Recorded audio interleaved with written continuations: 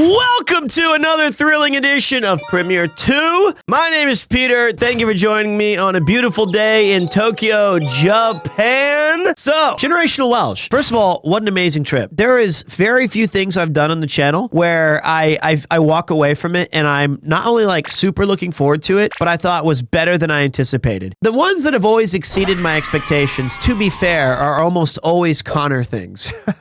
You know, it's like RV trips, cyclothons, but Generational Welsh was a really big challenge for me because it's the first time where I've collabed with someone where it was just the two of us. I just wanted it to go super well for Connor. He put a lot of time and effort into preparing it, into setting up all the events and coordinating with the Welsh government. And having Ian and Paul there also was a massive bonus. So Generational Welsh, not wealth, certainly. There was so much cool shit that we did, and a lot of it wasn't even able to be filmed. But from my own perspective, in retrospect, it's a little bit sad now. I remember right before I left, I woke up at like 5:30 on the day I was leaving. And Yuki said goodbye to me. And Kupo was chilling on the floor. And I did say to him, "Hey, buddy, I love you very much." I gave him a big kiss. And I said, "Just hang tight till Papa gets home." And unfortunately, that did not actually end up happening because of his sickness. But that is sad. And we will talk about Kupo a little bit during this trip because it did factor in massively to the journey. So anyway, we go into the plane and immediately things are bad. Like my TV doesn't work and we're texting and he says, "This is actually crazy." He said, "I asked ChatGPT that I'm flying ANA. Can you please recommend the most expensive wine?"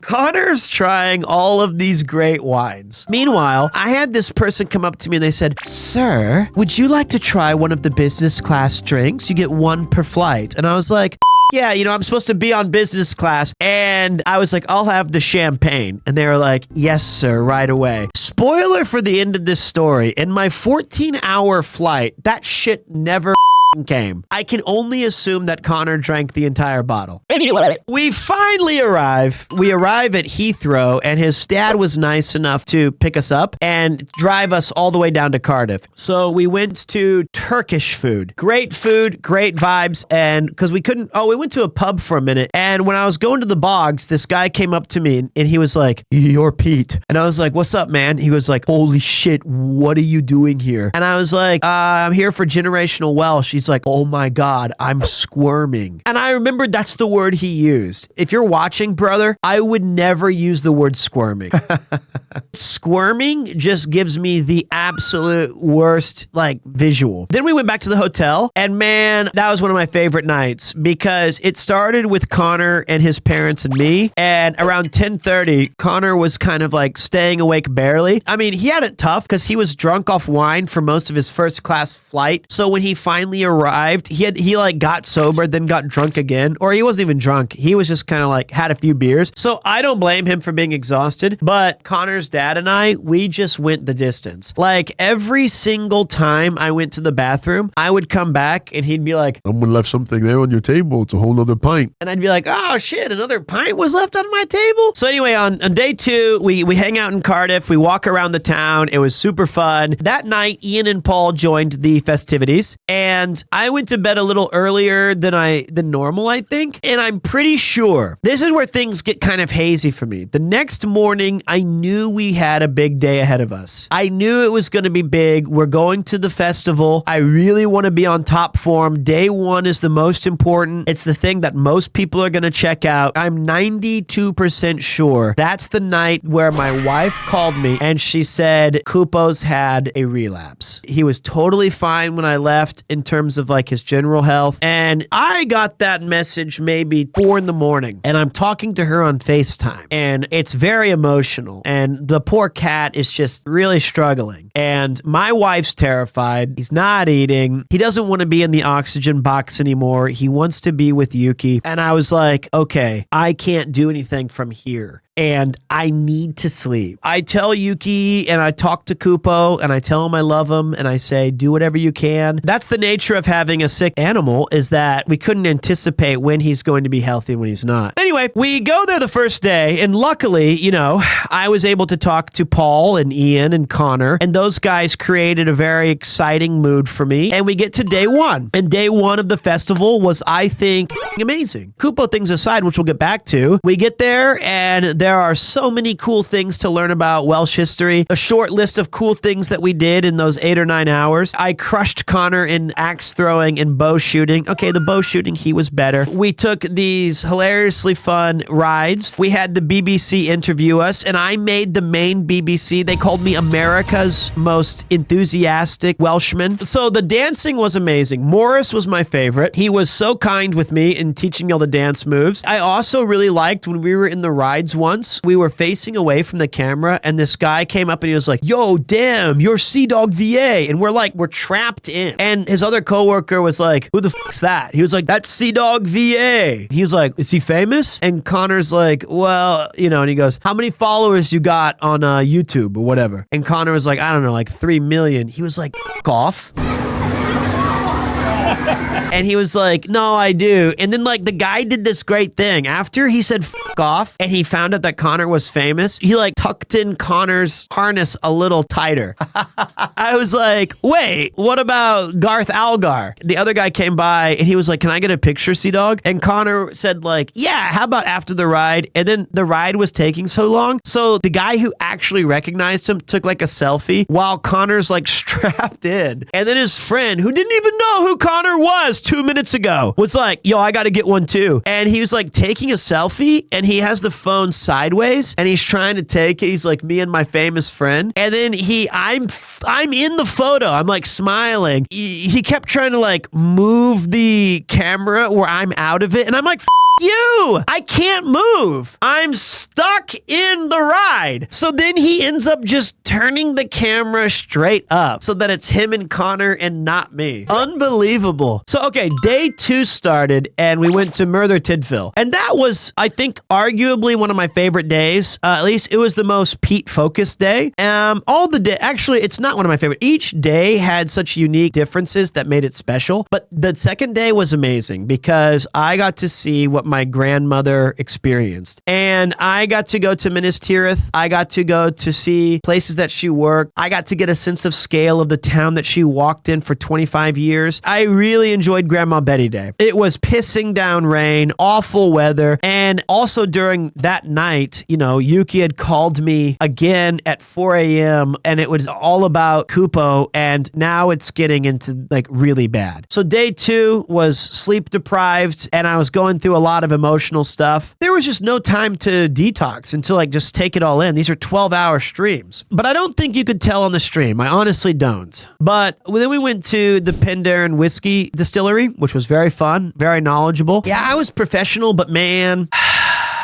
just not good. But yeah, it was just frustrating. But we went to the Georgetown Chippy and holy shit. Jade gave us the absolute giga package. I've never seen so many chips in my life. And my question is, even for 4 people, that was so much food, and it was like Taco Bell in this regard. From the minute that you got it, the clock is ticking that the food is not gonna taste as good. And then that night we went to the Goat, which was a proper pub. I love a lot of things about the United Kingdom, but if you're asking me what my favorite takeaway is, it's pubs. And I loved going in to like see all of the homeliness of it, where you can engage with the locals, where you can talk to people, you can have a pint, you can talk to the bartender, you can get a lot of food now, I guess, but I love that.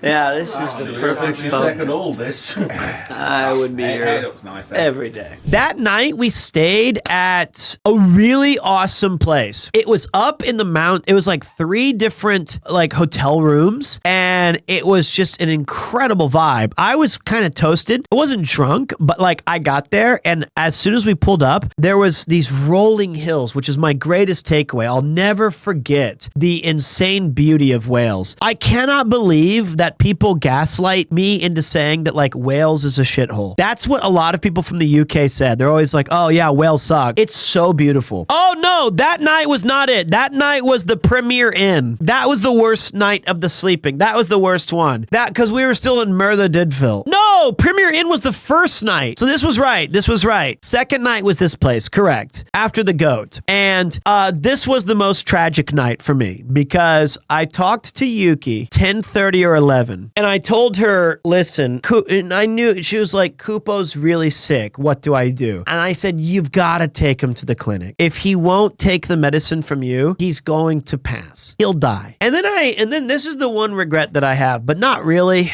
At this point, I'm so tired. It's been these 12-hour streams, plus we've been drinking for 4 nights, and I knew that day 3 was going to be a big day because we were going to be on this aqueduct, and I had to lock in. I had to. And I said, listen, I cannot help you at all from where I'm at right now. I've got to go to sleep. I'm on like 3 hours a night for 5 straight days. If I don't sleep tonight, it's going to affect the job and it's going to affect my health. I said, I will call you in the morning at 7 a.m. And she was like, I understand that. And I said, I love you. And I was looking at Kupo and I was like, I love you very much, little man. Thank you for everything that you've done. You're the best. Thank you, guys. I've got to sleep. And I would do anything. I would do anything to change that. Like if I could have been home, I would have.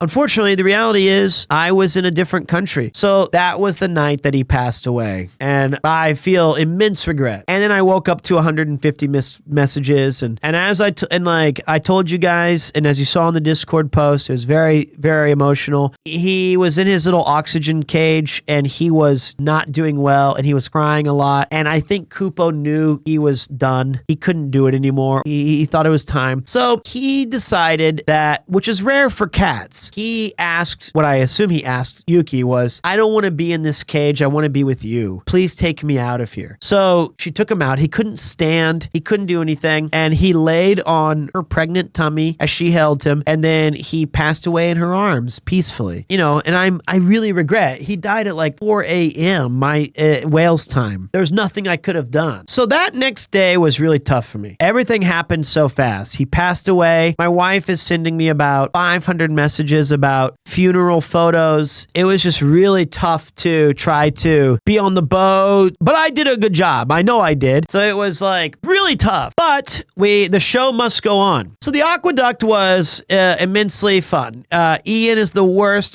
pilot I've ever seen in my entire life.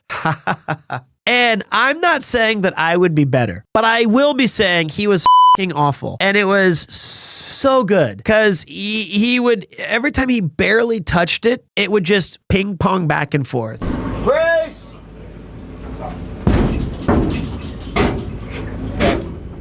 It's all right. Glenn will get the hang of driving. So after we did the aqueducts, we sped to, was that the outdoor hanging gardens place where Connor could not name a woman? Is that where I was like, name a color and he'd be like tree. God, that night was fun, guys. And it was, again, it was tough to stay on topic because of the Kupo stuff, but we did all right. The next day, I know the evening was the 29-course bonanza. Castle was amazing. The long town name was dog shit. It was dumb. Honestly, stupid. I went into this massive mega store and there was nothing there. If it was me, I would have a scarf with that name on it. It was just dog shit. And then after that, there was one more place, right? Or does it go straight to the 30 course meal that we had? Oh yes, the ice cream, the Italian place. It was awesome. The forced perspective of walking around and being in there and just chilling was another place that I wish we could spend multiple days at. And then we went to the 29 course bonanza. Me, that was good food. So I would say, looking back, I don't know if I had a favorite dish. It was one of those, I did have a top 5, but it was one of those things where all together, they kind of worked in unison. The DJ with the crystal ball, yeah, man, all of it was good. Rory was extraordinary. Sophie was extraordinary. Everybody there just had, and you guys, I believe, had a really cool view of the action. And I got this, I still have my little coffee cup that they included as a freebie. That night, Connor and I had to sleep in the same bed together. Very enjoyable. Did you miss your homie, Connor? Do I miss him? No. Mate, I just spent 10 days with him. I saw him like yesterday. Listen, when we're not on camera, poor Connor, I don't think he's been exposed as much to how many banal and unoriginal and boring ass questions I ask. Ian's used to it. And he goes, you asked these questions and I think people, they must think you're either incredibly stupid or you have some sort of an autism. And that's true. It's like I am on the spectrum for that. Like, because I just keep asking questions, even if I know the answer to it. I'm just interested by how people explain things. I really like when we're walking around England, I would be like, oh, that's so crazy. Have you ever been to a pub before?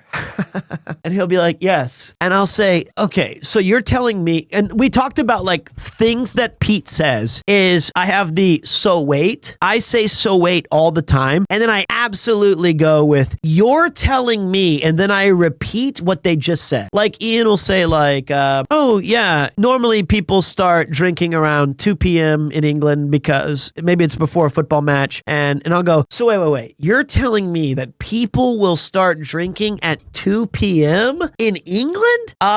Here's the thing. I say that a lot as well. And honestly, that's a quality that I wouldn't change, but I do imagine it might start wearing on people. And then day 5, probably if I had to pick a favorite, it would be that one because we got to go to the castles, some of the most beautiful castles. Then we went to his family's house. Hearing Connor's brother talk about the Mongolian rally, we got to watch Cuphead. We got to hear great stories. And then when we did finish the stream aspect, it was super fun to turn up the music on the record player. His family was so lovely. It was so much fun. So I would rank the Generational Welsh experience, even with the whole Kupo tragedy, as one of the best experiences I've ever had on stream. And I cannot thank Connor enough for taking a risk. And it is a risk to take someone who is a significantly smaller streamer, truthfully, and invest that much time and content into making something so special and to make it so curated for me and my family. I really appreciate it. So after that, we stayed with the family for quite a while, and then I got to see Connor's old room and like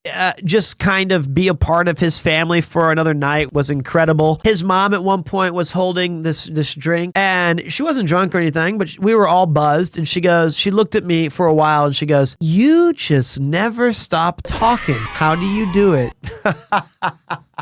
Brutal. But she meant it. She goes, "I know that probably sounds bad, but I'm fascinated." And I said, "I don't know. It's a problem." Did you get a lot of visitors from the meet and greets? I did. It was packed. It was full. So, okay, here's what we did. So we finished the Generational Welsh, go to TwitchCon, run into Thor, say, "Hisashi Buddy, how's it going, man? Nice to catch up with him." I got to see Sleepy. I got to see Rainho. I got to see, I did meet Tina. Really sweet. And Connor, very nice. He was like, "Oh, hey, Tina, this is Peter." And she was like, "Hey, nice to meet you." And I was like, "Hey, actually, we've met before. We've collabed." She's like, "Hmm?" And then I was like, "Remember, it was me and you and Rainho and Saikuno?" And she was like, "Oh, yeah." And I said, and then, I gifted you 5, and then you gifted, you know what? It's cool, man. She was like, "That's cool." But super fun to meet her. And then that night, I made my first big mistake. I tried to set up a dinner with the mod team. I told these guys, let's meet. Everyone was 20 minutes late. Nathan especially was like, "I'll be right there." He was the latest of the group. It was also that you had to go because Mr. Twitch himself walked by. No, I wasn't talking to Dan. I was talking to Nick Luke. I wanted to say thank you to the person who set up my accommodations and my meet and greet. So we finally find a place to sit down. The mod team and I, minus Mifu, we have a great dinner, lots of good drinks. We have some good party snacks. We do some fun stuff. So the next morning, I talked to my rep and he said, "Hey, at 9 a.m. we're meeting for breakfast." he didn't mean me.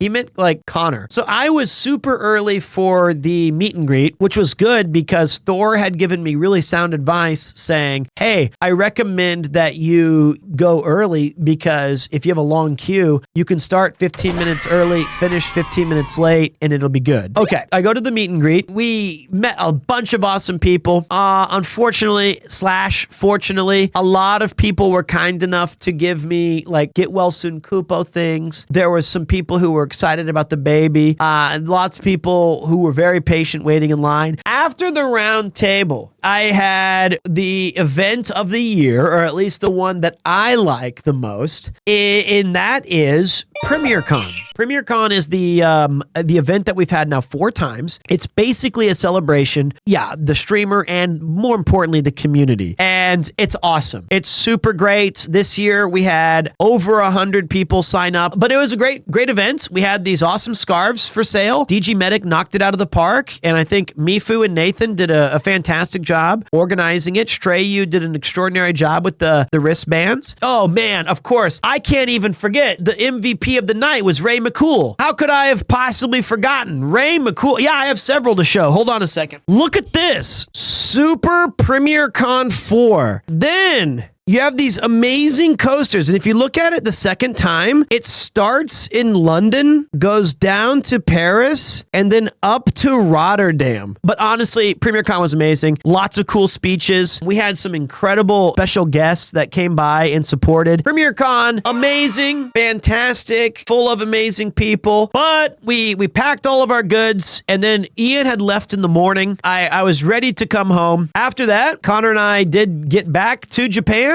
It was the longest 10 days of my life. It was insane, but we made it. No regrets. I thought it was one of the absolute best trips of my entire life, despite the personal tragedy that was back home. I really, really loved every aspect of it. So for those of you who came to the meet and greet, for those of you who came to PremierCon, for those of you I saw at TwitchCon and all of these cool people along the way, thank you. Generational Welsh, big shout to Paul, big shout to Ian, big shout to Connor for making that so special. It was very, very fun. Oh my God, guys. To all of you who sent messages about Kupo and was like polite about your thoughts with him and your experiences, thank you so much. It means a lot to me and my wife, and little Premier 3 that's on the way. That was very heartwarming. I miss him dearly. And you know what? I'll see you guys real soon because it's dad time. And dad time means I'm going to be home all the time. And if I'm home all the time, that means I'm streaming all the time. Have a good one, and I'll catch you later. Bye!